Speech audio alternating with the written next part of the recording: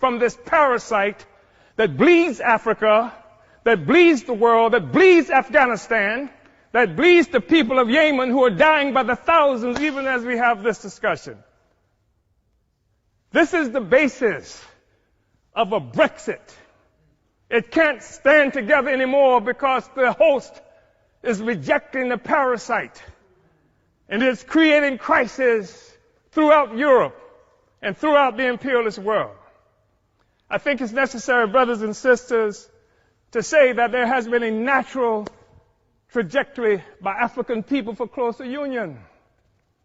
We know that we're talking about having this discussion in part because in 1884-85, Europeans sat at a table in Berlin, Germany, not a single African there, and carved up Africa into the territories that we now sometimes call countries and illogically refer to as nations.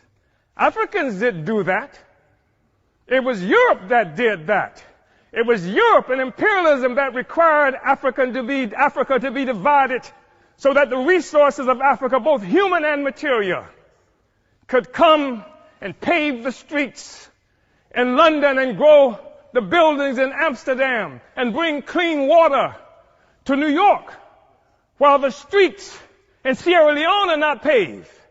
And the people in Sierra Leone do not have clean water.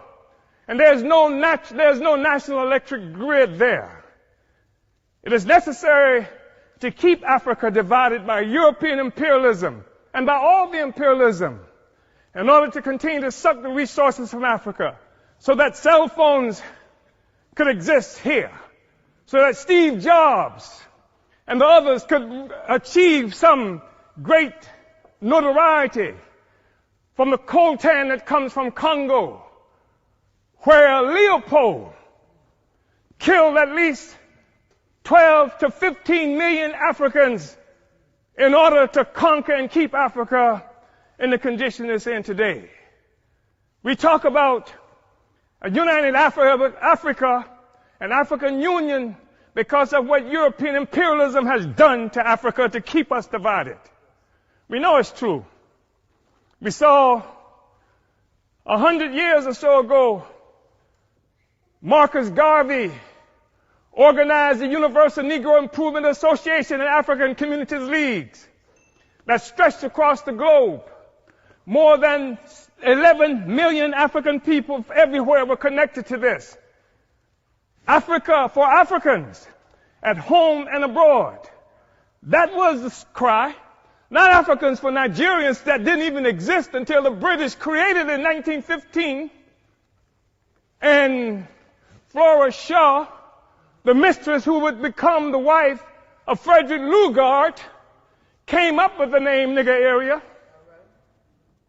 Not this false national consciousness that has been imposed on Africans around the world. So that when the Portuguese found shrimp on West Africa and then named it for the Portuguese word for shrimp, Cameroon, it is not true that they are shrimp despite the fact that the people call themselves Cameroonians today. It is a false national consciousness. The false national consciousness that created the American Negro, that created the Black Brit, the Afro-Swede. We are one Africa, one nation, and we must have closer union. But in order for that to happen, it has to be a revolutionary union.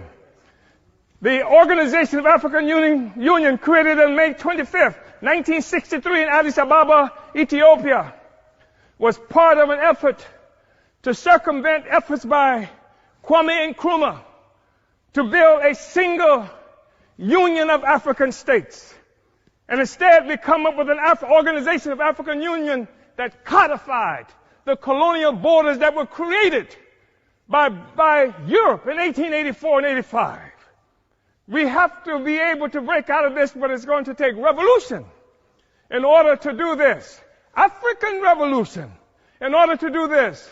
African revolution that will destroy imperialism and the world economy that's responsible for the growing immiseration of the masses of people around the world. Uhuru.